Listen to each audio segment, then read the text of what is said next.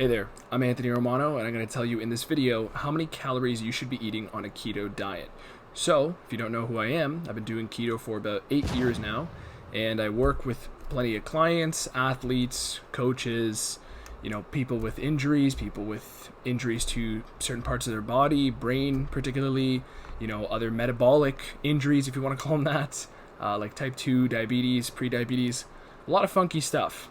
And essentially, I'm going to tell you what you should be thinking about consuming and how many calories will be right for you on a keto diet. So basically, this is a very basic video, and it was a question that was posed on one of my videos by who I can only presume is the only way I have to refer to this guy is by Quagmire, because this dude's profile is basically just initials and then a picture of Quagmire.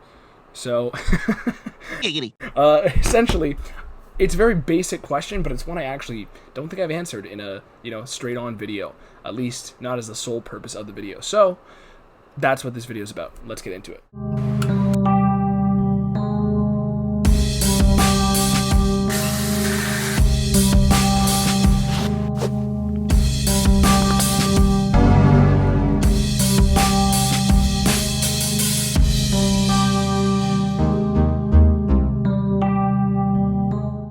Quick announcement before we get into this video. I'm doing a ketone supplement giveaway, so basically all you have to do is send one of my videos, any one of your choice, to somebody you know, screenshot it, DM it to me on Instagram, and then follow me on YouTube and Instagram, and then you're entered to win. You could win some free ketone supplements, the highest quality ones, and I basically made this video before I announced this, so that explains this little awkward segue. Enjoy the video and read the description, make sure you follow the rules properly, etc., etc. So, there's 3 categories of which you might find yourself in when we're talking about how many calories you should be eating per day. So you're basically going to fall under one of 3 categories, and that basically depends on your goal. So if your goal is to cut body fat, to build muscle mass, or to maintain your physique and use keto as a health backdrop for your lifestyle. Now, I'm going to get into these, and you have to listen carefully because there's different recommendations based on your goals. That's the key driver here. Because if you're doing keto for health purposes, for metabolic health, for keeping your blood sugar in line, managing pre-diabetes, insulin resistance, things of that nature, the general rule of thumb is you want to eat enough calories to hit your maintenance, so your BMR, and your BMI. And basically, once you eat, the amount of calories that will keep your body at maintenance, it won't make it gain and it won't make it lose any mass. Essentially, that is going to be the backdrop of a healthy keto, of a lifestyle-oriented keto, where essentially you are happy with your physique and you don't have any sort of cosmetic goal. So in that case, you're going to focus much more on getting adequate nutrients in, making sure you're having the right kinds of foods, the right kind of oils, avoiding processed food, keeping it clean. Those are the only other considerations that come to mind when we're talking about that calorie goal, where you're keeping things oriented at health and lifestyle. So from there, you can make the focus a little bit more about mental function. You can make it much more about clarity and essentially maximizing your performance. So that's the starting position here of maintenance. But let's get into the fat loss and let's get into the muscle gain. Now, for fat loss, I always say that my model and my philosophy of fat loss is that there's 2 sides to every coin. And you can look at things very quantitatively, which is what everybody does nowadays with the calorie counting, or you can look at things very qualitatively, like referring to the quality of foods. And essentially the quality we're looking at when we're talking about keto dieting is the quality of a food and its propensity to make you store fat. So the way you look at that is by the insulinogenic properties of the food. So essentially what that means is if a food's going to raise your insulin, insulin will not allow your body to use body fat as fuel. And in fact, it is the hormone that is primarily responsible for storing fat. So sugar is essentially the primary insulinogenic food. It is the thing that spikes your insulin more than anything else, because your body actually needs insulin to escort sugar into tissues and where it needs to go. And with part of insulin's function is to lower your sugar and distribute it. So essentially, by doing a ketogenic diet, you're already handling the qualitative side of the coin.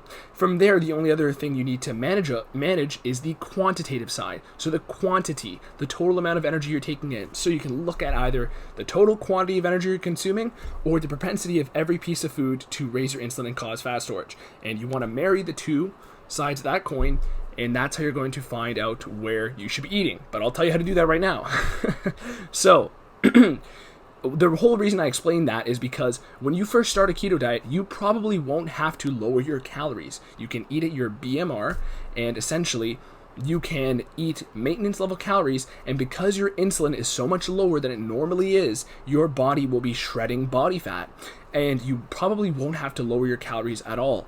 Now keep in mind, if you are very aggressive and you really want lots of fat loss in a short period of time, you have a wedding, you have a vacation, you have a bodybuilding show, something of that nature, then of course you want to get more, meticulous and manage this more. What gets measured gets managed, and you want to make sure your calorie count is not being inflated by foods that you're not able to keep track of. So in that case, yes, you'd want to count calories, and I'll tell you my prescriptions for that in a moment. But the thing is, at the start, you might not have to count calories, assuming that you're going to be eating and stopping once you are satisfied. So if you are eating at your, let's say your BMR is 2,300 calories, boom. If you are eating at 2,300 calories every day, you will probably lose weight, especially if you're a newbie. And from there, you can slowly titrate the calories down.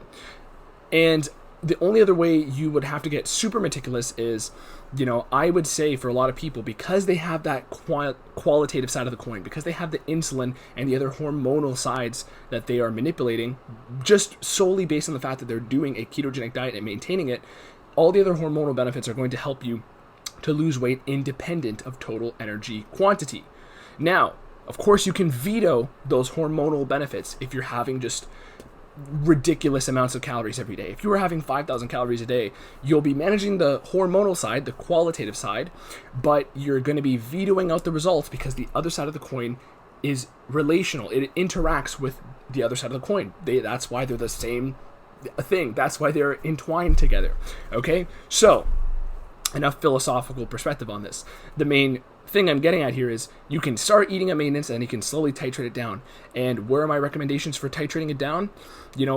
A moderately aggressive cut would be 500 calories below your maintenance. A very aggressive cut would be 1,000 calories below your maintenance. But here's the thing.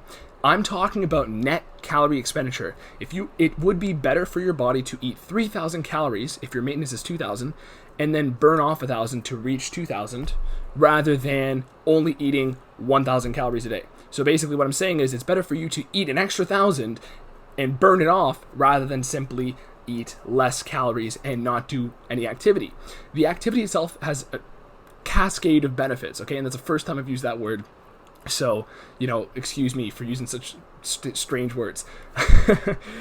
Now, the thing is, you want to speed up your metabolic rate. If you are not being as active, your metabolic rate is going to slow down because your body responds to stress and it adapts to stress. This is why we're here. We wouldn't have evolved to this point. We wouldn't have made it past thousands of years ago if we weren't responding to stress in an adaptive manner. So the thing here is that you want to speed up your metabolic rate. You do not want your metabolic rate to slow down. And if you are doing less activity and eating less at the same time, your body is going to perceive that, hey, we're eating a lot less and we're doing a lot less, so the demand for us to burn stored fuel is low, and your body does not want to run through all of its stores of fat. So this is why if you're doing more activity, you can actually get away with eating a lot more food, but on top of that, you're going to experience compounding benefits that your metabolic rate is going to increase and your body is going to go through more stored fuel every single day because it is being told by your actions that you have a very high demand for stored fuel to be used. So this is another reason why when we're talking about how many calories should you eat each day, it's better to eat more and then get down to a lower level in net expenditure via activity. Okay, so basically, it's not just eat less, move more. It's focus more on the move more rather than the eat less. And if you can do them both together, that's a recipe for shredding. But that's just very, very foundational stuff. I'm going to have a lot more nuanced and precise prescriptions in other keto shredding videos that I talk about, or just body fat shredding in general. So that is essentially the prescription for, where your calories should be at when we're talking about aggressive fat loss or just relaxed fat loss, okay? From all that really matters from there, the only distinction there is the more precise you get with your calorie management, from whether it's 500 calories or 1,000 calories in a deficit, the more precise you are, the better your results are going to be. And of course, a low insulin state combined with that, so a ketogenic state, is going to produce better results because they compound those benefits because you're manipulating both sides of the fat loss coin. Now let's get to muscle mass building. Okay, now keto bulking is what I'm going to refer to this as.